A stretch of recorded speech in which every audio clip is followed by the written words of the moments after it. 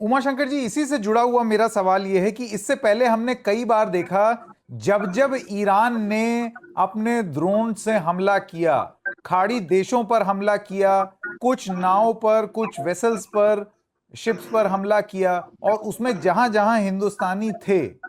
हमने बहुत ही तीखी और कड़ी प्रतिक्रिया देखी भारत की ओर से। मैं आपसे जानना चाहता हूं कि क्या आपने प्रतिक्रिया में इस बार, क्योंकि अमेरिका इन्वॉल्व है, तो भारत के पॉइंट ऑफ व्यू से कुछ बदलाव देखा, कुछ ढिलाई नरमी देखी, कुछ देरी देखी? आपके ऑब्जर्वेशंस क्या थे?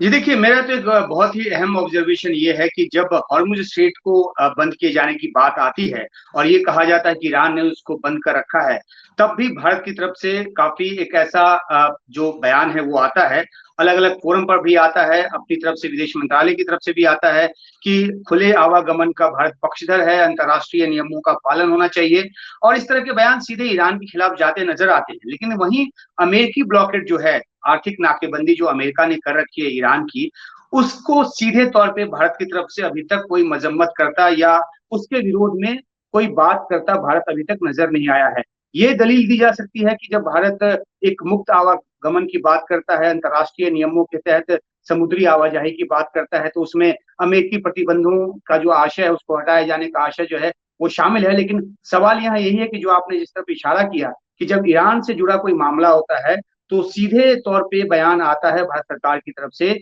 लेकिन जब अमेरिका की तरफ से कार्रवाई होती है और जो इन 3 जहाजों के मामले में देखने को मिला है, तो सीधे तौर पे अमेरिका को इम्प्लीकेट करता हुआ या ये बताता हुआ कि उसका ब्लॉकेट जो है वो गलत है, गैर कानूनी है, क्योंकि ये एक पक्षीय तरीके से अमेरिका ने लगाया है, इसको यूएनएससी वगैरह का जो कोई मंजूरी है वो नहीं मिला हुआ है। हम इस पे भी आगे बात करेंगे कि किस तरह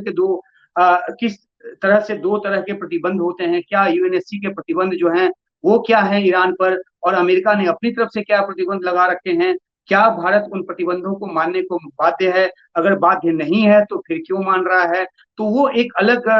विचार और बहस का विषय है। लेकिन यहाँ सीधे तौर पे जो आपका ऑब्जर्वेशन है, मेरा भी ऑब्जर्वेशन वही है कि अमेरिका के मामले में उसकी तरफ से लगाई गई आर्थिक नाकेबंदी के मामले में भारत की तरफ से कोई सीधा बयान उस तरीके से नहीं आता जैसा ईरान के हमलों या ईरान के जो जो कार्यकलाप होते हैं उस मामले में नजर आता है।